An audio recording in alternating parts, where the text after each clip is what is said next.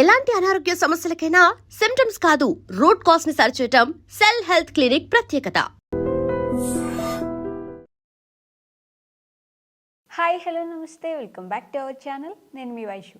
ఈ మధ్య కాలంలో ప్రతి ఒక్కరికి హెయిర్ ప్రాబ్లమ్స్ వస్తున్నాయి. గ్రే హెయిర్ వచ్చేసింది, చిన్న వయసులోనే గ్రే హెయిర్ వస్తుందంటే కలర్ వేసుకోవాలి, బయట దొరికే సింథటిక్ కలర్స్ అన్నీ వేస్తూ ఉంటారు. అది మన హెల్త్కి కానీ, మన బాడీకి కానీ, మన హెయిర్కి కానీ మంచిది కాదు అని అంటుంటారు. మరి దానికి రెమెడీ ఏంటి? మన వంటింట్లోనే, మన ఇంట్లోనే మనం చేసుకోగలిగిన రెమెడీస్ ఏమైనా ఉన్నాయా?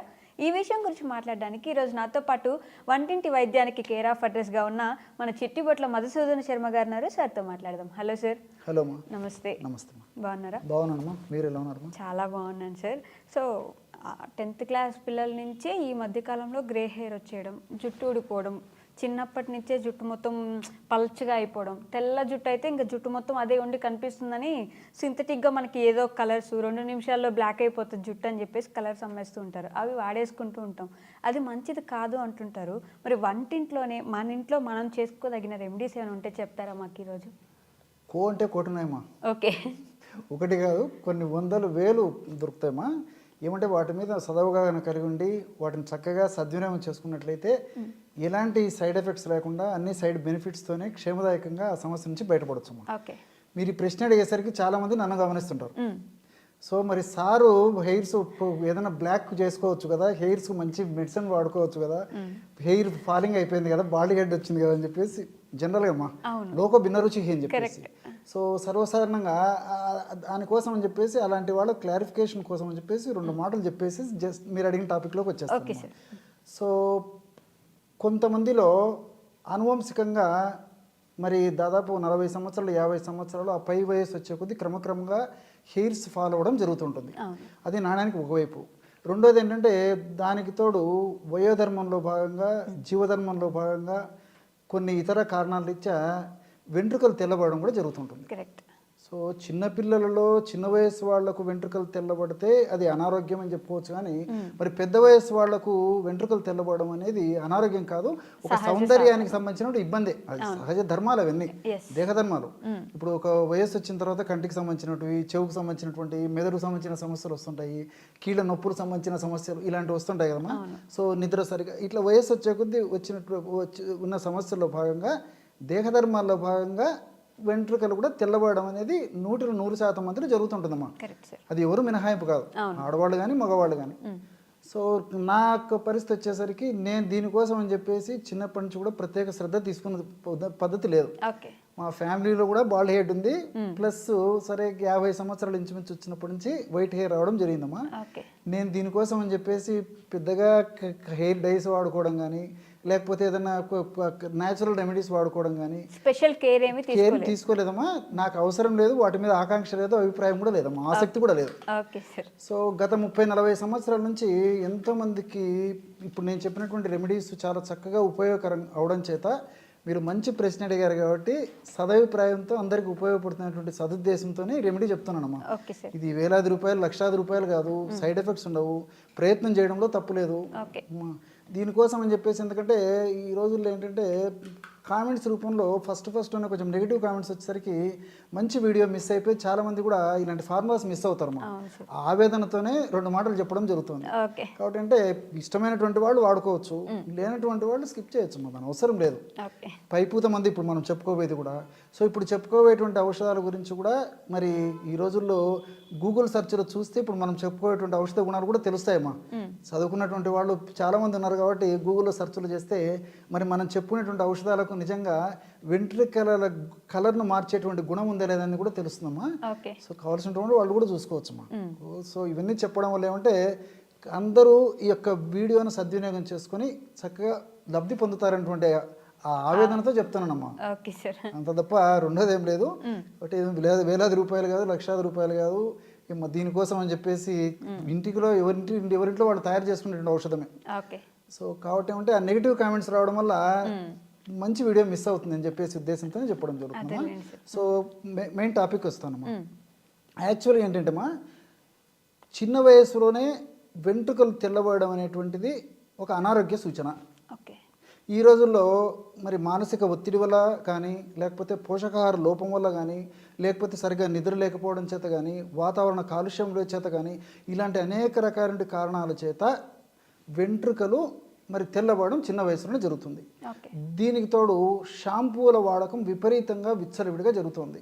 షాంపూలు వాడేటువంటి విధానంలో అవగాహన లేకపోవడం చేత, సక్రమ పద్ధతిలో వాడడం సరిగ్గా వాళ్ళకి తెలియకపోవడం చేత, అలాంటి షాంపూలు కూడా చిన్న వయసు నుంచే విపరీతంగా విచ్చలవిడిగా వాడడం చేత కూడా అందులో ఉన్నటువంటి కెమికల్స్ యొక్క ప్రభావం చేత కూడా వెంట్రుకలు గ్రే హెయిర్ కానీ తెల్లగా రావడం కానీ జరుగుతుందమ్మా. సో అనేక రకాలైన కారణాలు.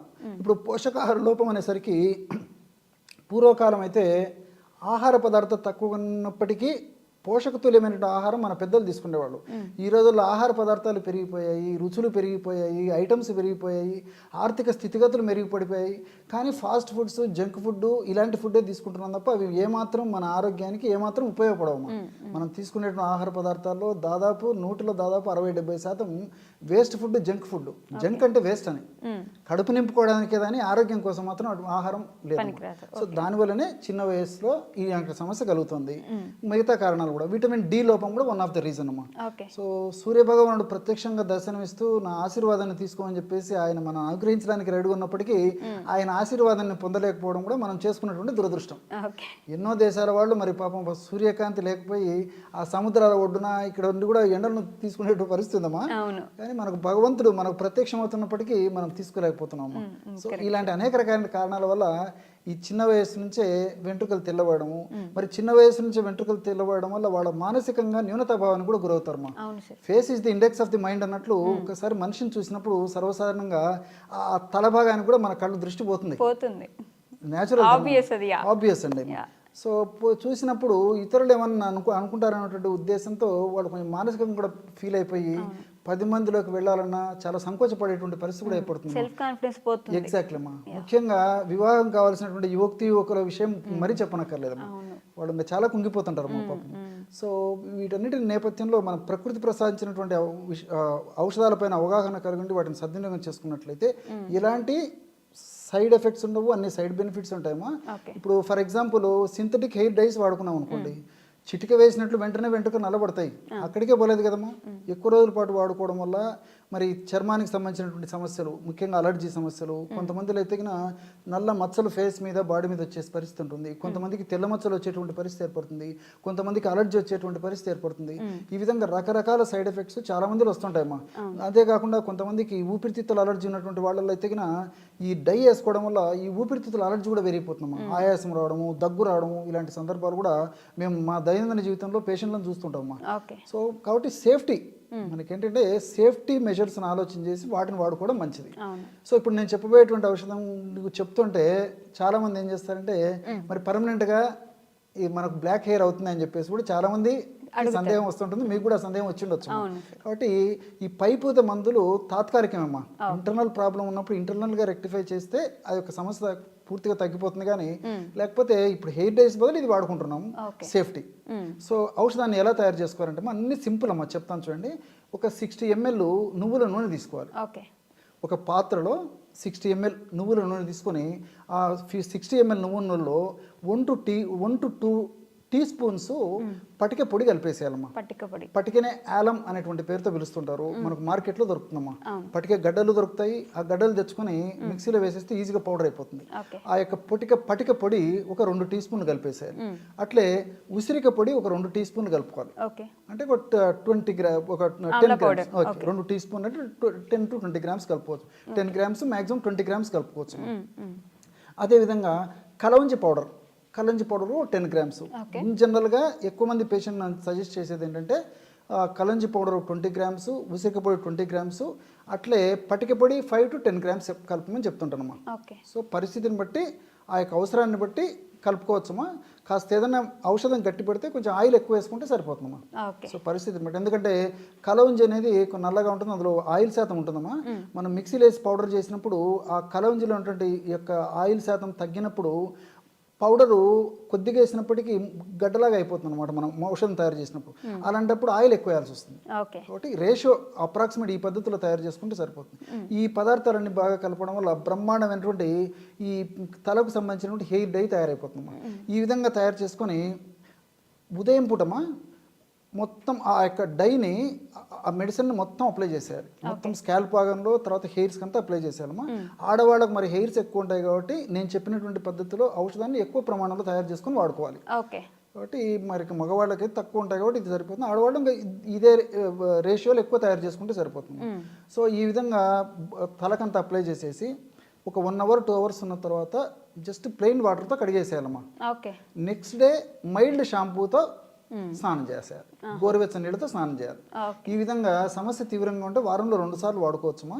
సమస్య తీవ్రత తగ్గే కొద్దీ మరి 10 రోజులకు ఒకసారి కానీ, అదేవిధంగా 15 రోజులకు ఒకసారి కానీ ఈ విధంగా క్రమంగా తగ్గించుకుంటూ వాడుకోవచ్చు. తర్వాత మెయింటెనెన్స్ గా కావాలంటే నెలకు ఒకసారి వాడుకున్నా సరిపోతుంది. దీనికి సైడ్ ఎఫెక్ట్స్ ఏమి ఉండవు? అన్ని సైడ్ బెనిఫిట్స్ ఉంటాయమ్మా. ఇంకోటి ఏంటంటే ఇప్పుడు ఈ పద్ధతిలో వాడుకోవడం వల్ల హెయిర్ ఫాలింగ్ ఉండదు. దీంతో పాటు ఏమంటే వెంట్రుకలు త్వరగా నిరవకుండా ఉండేందుకు పరిస్థితి ఏర్పడుతుంది. అంతేకాకుండా ఈ పటికలో ఉన్నటువంటి కొన్ని రసాయన పదార్థాలు pH వాల్యూని మెయింటైన్ చేస్తాయమ్మా. అంటే pH సమతుల్యంగా ఉన్నప్పుడే ఈ చర్మం కూడా కాంతివంతంగా ఆరోగ్యకరంగా ఉంటుందన్నమాట. లేకపోతే పేలు రావడం కానీ, తర్వాత ఈ చర్మానికి సంబంధించినటువంటి ఈ యొక్క అనారోగ్యాలు రావడం కానీ, డాండ్రఫ్ లాంటి సమస్యలు కావడం జరుగుతుంటుందమ్మా. సో పటిక వాడుకోవడం వల్ల పటిక వెంట్రుక రంగును మార్చడమే కాకుండా pH వాల్యూను ఎక్కువగా పెంచడం చేత చర్మానికి సో ఈ యొక్క చర్మం యొక్క కాంతిని కూడా ఇమిడింపజేసి చర్మ ఆరోగ్యాన్ని కూడా కాపాడుతున్నామా. సో దానివల్ల ఆ యొక్క ప్రభావం చేత వెంట్రుకలు కూడా ఆరోగ్యంగా ఉంటాయి. అదేవిధంగా వెంట్రుక కుదుళ్లను దృఢపరిచేందుకు ఉపయోగపడుతుంది ఈ పటిక. దీంతో పాటు ఉసిరిక సి విటమిన్ ఎక్కువగా ఉంటుందమ్మా. దీంతో పాటు ఎలాజిక్ యాసిడ్, అదేవిధంగా ఇలాంటి కొన్ని కెఫిక్ యాసిడ్, క్యాంఫరాలు ఇవన్నీ కూడా ప్రత్యక్షంగా పరోక్షంగా వెంట్రుకలు పెరిగేందుకు ఉపయోగపడతాయి. వెంట్రుకలు త్వరగా తెల్లబడకుండా, అదేవిధంగా గ్రే హెయిర్కి మారకుండా కూడా ఉపయోగపడతాయమ్మా. కలవంజిలో ఉన్నటువంటి ఈ లినోలిక్ యాసిడ్ అనేటువంటి రసాయన పదార్థాలు మెలనిన్ అనేటువంటి రంజక పదార్థం త్వరగా తగ్గకుండా ఈ యొక్క కలంజిన్లో ఉన్నటువంటి యొక్క రసాయన పదార్థం ఉపయోగపడుతుంది. ఈ వెంట్రుక రంగు నలుపు రంగు ఉందంటే మెలనిన్ అనేటువంటి రంజక పదార్థం యొక్క ప్రభావం చేత నలుపు రంగు వస్తుంది. ఆ రంజక పదార్థాన్ని త్వరగా తగ్గించకుండా ఉండేందుకు ఈ కలంజిలో ఉన్నటువంటి లినోలిక్ యాసిడ్ ఉపయోగపడుతుంది. అదేవిధంగా నువ్వుల్లో ఉన్నటువంటి ఈ లినోలిన్స్, లిగ్నాన్స్ ఇవన్నీ కూడా ప్రత్యక్షంగా పరోక్షంగా వెంట్రుకల పెరుగుదలకి, వెంట్రుకల కుదుళ్ళు బాగా ఉండేందుకు, గట్టిగా దృఢంగా ఉండేందుకు ఈ నువ్వుల్లోనే ఉపయోగపడుతున్నామా. సో ఈ విధంగా మల్టిపుల్ బెనిఫిట్స్ ఈ యొక్క ఫార్ములాలో ఉంటాయి కాబట్టి క్షేమదాయకంగా వాడుకోవచ్చు. దీర్ఘకాలం పాటు వాడినప్పటికీ అన్ని మల్టిపుల్ బెనిఫిట్స్ ఉంటాయి. చిన్నపిల్లల నుంచి పెద్దల వరకు అందరూ వాడుకోదగ్గ దివ్యమైనటువంటి హెయిర్ డై ఏదంటే ఇదమ్మా. Okay sir, thank you sir.